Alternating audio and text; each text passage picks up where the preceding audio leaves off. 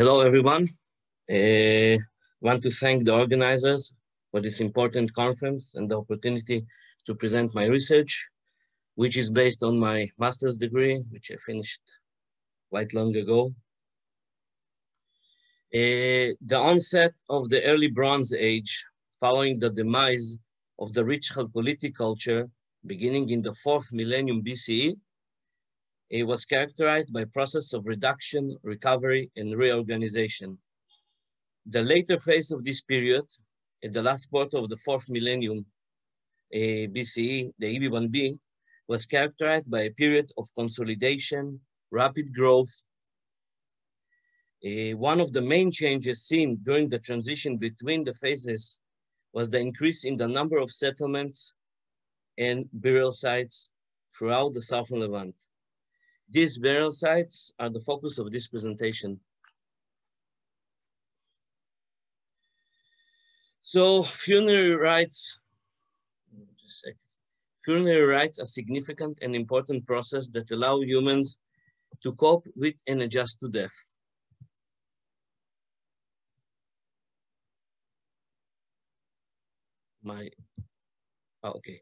In many societies, they mark the commemoration of the deceased and celebrate the transition from the living community to the ancestral community. The EB1 burial practices are planned and organized. They are systematic in extramural burial sites under and above ground, mostly secondary burials, but also primary examples are known, some, quite rare, and they are multiple and successive. So where do they inter? Spatially speaking, we've got hewn caves in local bedrocks from north to south, all of the country, west, east. This is the most common type of burial site. We've got charnel houses in Babadra, mainly in the EB2 and 3, but starts at the EB1B. We've got dolmens and tumuli in the Upper Galilee, in Ramat Golan. We've got in Transjordan and the Negev. I will use the coastal plain as a test case simply because most of the mortuary data comes from this region. To vast and extensive constructional development took place in this region in the last 100 years, which exposed many of the caves and led to the excavation. Most of the caves and the burial sites are concentrated in the Sharon coastal plain and the central coastal plain. As you can see in this map, brown marks the brown marks the northern coastal plain. The pink marks the Sharon coastal plain, and the green marks the central coastal plain. Many of the burial sites, less than 60%, circa 60%, were founded during the Chalcolithic period. Close to 40% were founded during the EB1B period, while less than 10% were founded during the EB1A period. So let us look at some of the coastal plain burial features. From the point of chambers, in the central coastal plain, we've got single chambers or double chambers, as we can see in the example in front of us, a kidney-shaped or billboard-shaped cave from Azor, which was dug by Bentor in the 70s. In the Sharon coastal plain and the northern coastal plain, the single chamber is the rule, although there are some exceptions, as at Tel Assur Cemetery, Chovat Gilan was dug by Dagan, which he exposed 3 or 4 caves with 2 or 3 chambers. Very rich caves with material culture. The entrance, either sloping or by stairs, as we have another example from Bentor's excavations at Azor. There is no direct access to the burial cave. There is a passage between the world of the living and the world of the dead. Sealing and blocking. In the central coastal plain, all of the caves were found filled intentionally with earth, covering the burial layer from bottom to top. At Azor, Bentor mentions that after they covered the burial layer, some additional offerings were deposited. And then they were covered by intentional fill up to the ceiling. At Tel Assur cemeteries, for example, the Sharon coastal plain, Yanai reports in his excavation report that some of the burial caves were blocked with small to medium-sized stones. A rare example is Kfar Glikson, also on the eastern part of the Sharon coastal plain, in which a heap of stones was piled upon the burial layer, and later on the additional offerings were deposited and they were found on the sides of this heap of stone. There is a clear internal architecture in the caves. Stone platforms are known from the northern coastal plain, the Sharon coastal plain, and the central coastal plain. On these platforms, offerings were found, human remains were found, and sometimes both. Here's an example from Moshat in the northern coastal plain, and another example from Chorvat Chani in the central coastal plain. The floors of the caves were either smoothened or paved with flagstones or filled stones, as you can see in this example from Chorvat Chani in the central coastal plain. Here's a rare feature, stone circles, only known from Chorvat Gilan, the Tel Assur cemetery, excavated by Dagan, and from Givatayim, excavated by Kaplan. The meaning of these circles is not known, and till date were not fully published. Cremation. Cremation is a large word. It's known from the central coastal plain, with one exception from the Sharon coastal plain. It's by cremation, we mean that there are burned bones inside of the caves. Some were charred, some were half burned, and some were burned in intense fire that led to the discoloration of bones. These bones were placed next to unburned bones. And we don't know if they actually burned bodies or they burned the bones. In addition to that, we can add that in the central coastal plain, in the burial sites, at least in one cave, there are signs of intense fire and thick layers of ash.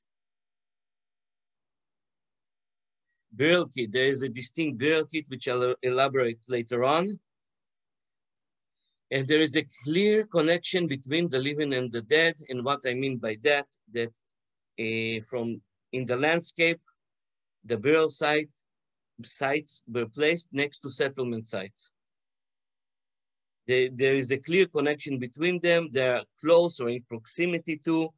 Here's some examples. They were separated either by topographical saddles, as we know from Palmachim and Azor, or by a stream like we know from Abarot and Tel Ifshar. Another example is Tel Assur, which Itzik will talk about this site later on. This settlement, one of the largest, if not the largest settlement of all in the EBIB, there are two cemeteries surrounding it. The caves were hewn in limestone hills in the slopes, and they are clearly watching the settlement. The settlement is visible from these burial sites. The southern cemetery was separated from the Tel Assur settlement by the Iron stream. Now, the inhumations, multiple and successive inhumations, dozens to hundreds of interments. Each new interment, the old one, was swept aside together with the old offerings, together with the blocking and sealing some of the caves and collapsing. What the result is a continuous reburial, lack of clear stratigraphy, erosion, modern disturbances, and lack of published excavation reports make it almost impossible to present a reliable relation between interments and artifacts in the burial caves.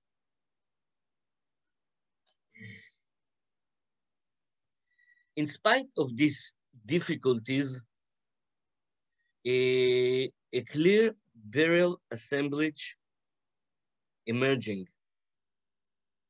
And this assemblage could be termed as the EB1B burial kit. The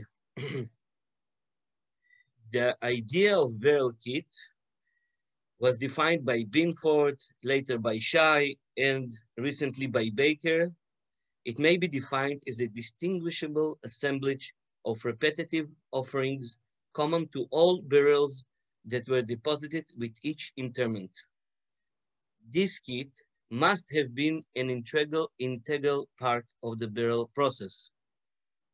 Its repetitive nature and uniformity confirms the existence of a formal ceremonial behavior.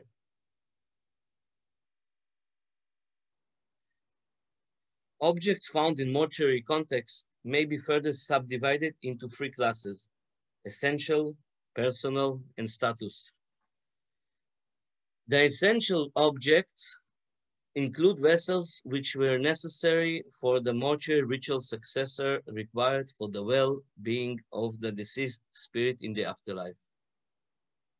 These might have included vessels used in funerary ceremonies and meals, which would look also as a symbolic partakes of the dead and thus become essential. Personal objects represent the unique persona of the deceased. These could be, for example, possessions required by or have been used by the deceased. Objects of status could represent the deceased social rank or profession or both. So as I said, in spite of the difficulties, we can distinguish, we can discern a clear burial assemblage. And this is the components that are emerging from these burial caves. Those are pottery vessels, stone vessels and pallets, flint tools, ornaments, metal weapons and tools, and symbolic and ritual artifacts. If we analyze the analysis of these components show that there are some key elements that are common to all burial caves along the coastal plain. These are the bowls, the amphoriskoi, the juglets, the jugs, the spouted vessels, flint tools in small numbers yet to be found in almost all of the caves, and beads, usually is a single, not usually, is a single item, or necklaces. The most common is the carniole beads. Now, as you can see, these are the balls from variety of caves and burial sites. Here, regionality in its peak. As you can see, in the left plate, in the lower part, for example, we've got small bowls with spouts, which are unique to the central coastal plain. In the right plate, in the lower part, you can see the gray burnished ware, which are unique to the Sharon coastal plain. Yet, in spite of this regionality, the bowls are the most common vessel in the burial assemblages in the burial kit. The closed vessels is also interesting because the forms of amphoriskoi and juglets and spouted vessels are maintained, but the composition, the frequencies are changing along the subregions. Let us take two examples, Ein Asawir, caves 3 and 20, dug by Yanai, and Azor, caves 1 and 4, dug by Bento. Ein Asawir, of course, in the Sharon coastal plain, and Azor is in the central coastal plain. What we can see that in Ein Asawir, the juglets comprise circa 50% of the assemblage, while Amphoriskoi comprising 12%, and the spouted vessel, the Ein Asawir teapots, comprise circa 5% of the assemblage.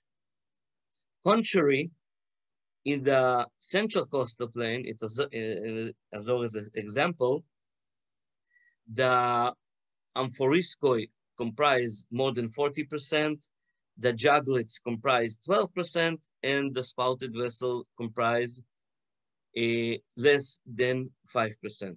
So what I wanted to say there, that the key elements are maintained, but the composition of the burial kit is changing from each sub-region. Another interesting phenomenon, the composition of each sub-region has parallels inland, east of the sub-region. For example, the Sharon coastal plain, the composition of the burial kit has parallels in the Jezreel Valley, in the Megiddo tombs, and the Zorea burial site. The composition of the burial kit in the central coastal plain has parallels in the Shephelah region, the Central Hill Country, Jericho, and Samaria. Finally, in the northern coastal plain, the Oshrat burial site, for example, has local Galilean pottery and some parallels in the Sharon coastal plain, and some strong parallels to the central Jordan Valley in Tel Shalem.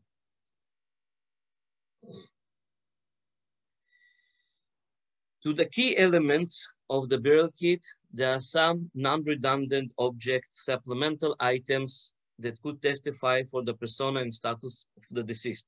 These are extremely rare in small numbers, mainly in the rich cemeteries.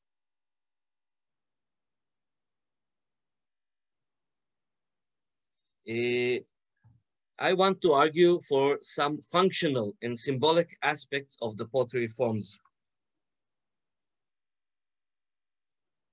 Following the typological categories suggested by the excavators of Bab Edra Cemetery, I would like to offer four possible categories of function of pottery vessel that could be part of the funerary meal, or as Asaf said, a funerary banquet, although I don't know if they can be actually banquets.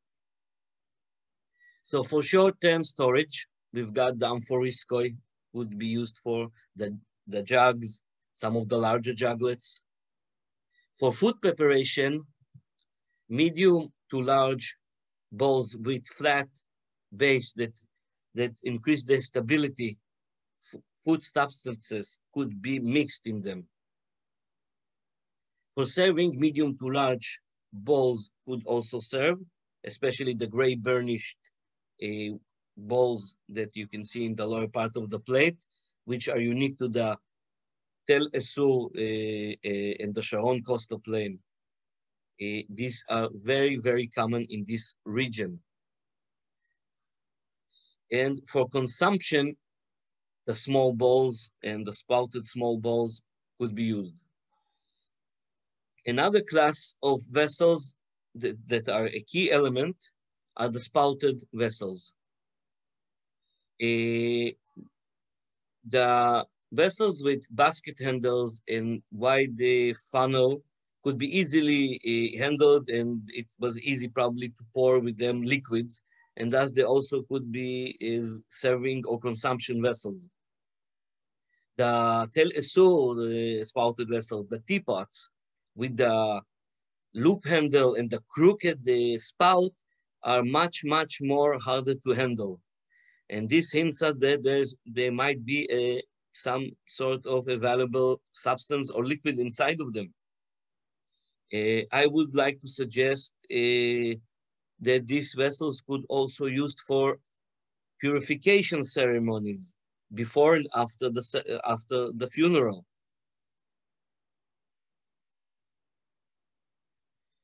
And we've got also vessels of symbolic meaning, as Itzik was mentioned before when he was talking about small vessels. We've got small votive vessels, which are models of larger functional vessels.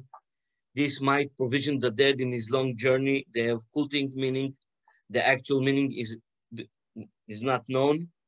No residue analysis was done over the years. We also have in small numbers the gray burnished incense burner that could also used for libations. This one is characterized the Telesur cemetery, as I said, in small numbers. We also have some zoomorphic figurines, a small number of them, shaped in as donkeys with two bags. Amiran in 1985 suggested that this was published one of these figurines and suggested that they represent the persona of the deceased and that they were merchants. And these donkeys were a means of transport and laden animals, etc., etc.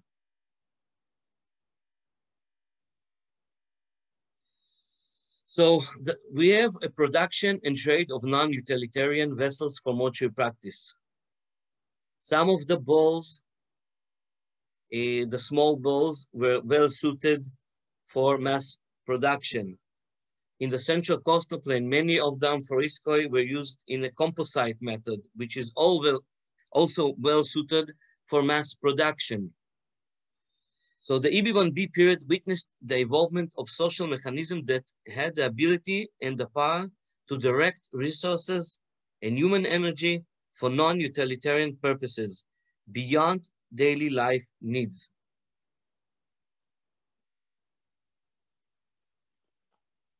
Yet, the manufacture of vessels for burial purposes lies in a different kind of utilitarianism, one that may not bear immediate benefit, but rather a long-term investment in spiritual and social domains. The funerary ceremonies were fertile ground for social tensions and political manipulations. They allowed the living members to renew social obligations and solidarity, as well as to renegotiate a new socio-political order and social identities. Social connections and alliances were probably assessed, strengthened, and reaffirmed, while others were untied. We can assume that within this framework, some sort of conspicuous consumption was manifested. That is, communal meals in which large number of people could have participated, and in which we can assume that some exhibition of power and wealth, gift exchange maybe took place. Moreover, conspicuous consumption is also manifested in the acquisition of or manufacture of some of the vessels and utensils that demanded investment in effort and energy.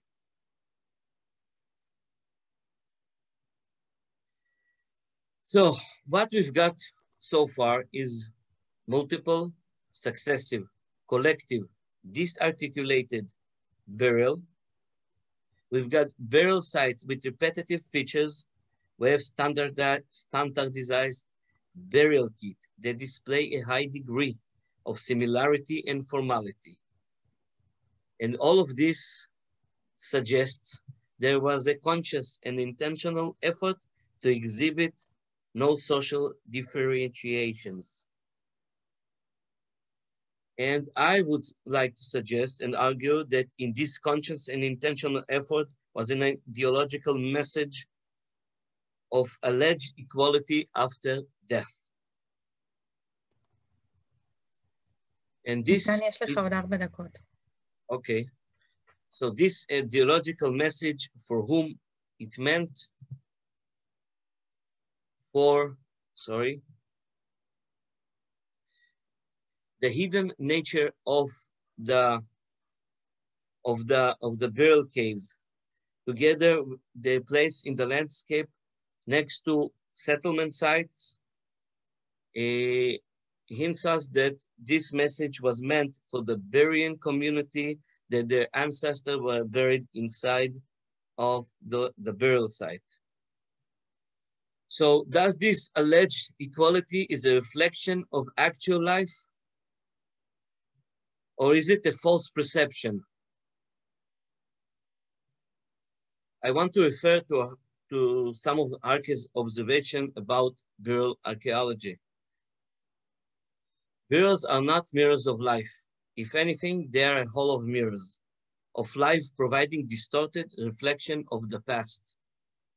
The greatest challenge for burial archaeology is to identify in each case the degree of the distortion, as well as to attempt to infer the reasons for such distortion. Let me remind you that there are some objects that are not key elements that are found in the rich cemeteries. This suggests that exceptions were made, rules were broken for some people that maintain the persona and status, the persona and the status after death. Briefly, I want to show you the ideas, the suggestion about the social organization of the EBIB. More and more in consensus these days that are Phillips and Chesson's suggestions of power sharing, either by kin groups or by houses, hierarchical, egalitarian hierarchy. This more and more becoming the consensus. So what we've got is a complex society, probably socially differentiated, has some social differentiations and some degree of inequality. So what is the distortion in the EB1 mortuary practices? The conscious and intentional effort to exhibit no social differentiations. And now we have to ask ourselves, why? So according to Greenberg, equality was used as a method by new emerging elite groups used in times of social change. Fundamentally, the concept of equality helps to conceal and obscure internal conflicts and separatism within society. And as such, the new elite groups are major beneficiaries of its advantages, and they will aspire to be perceived as part of the previous social order for gaining legitimacy.